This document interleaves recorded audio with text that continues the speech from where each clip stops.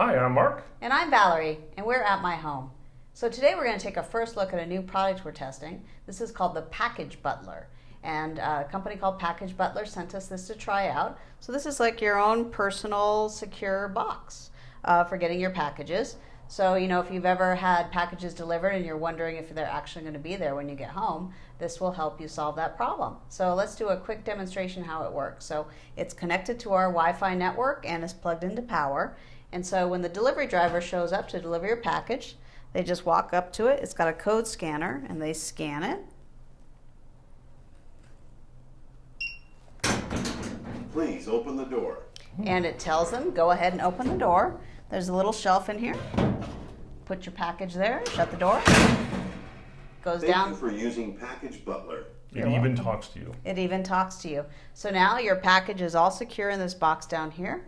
And then you'll get a notification in the Package Butler app. And then you can open it up and your package will be safe in here. And you can keep getting more. So that's our first look at the Package Butler. We're going to put it through its paces and we'll come back and do a full review. Thank you. Thank you.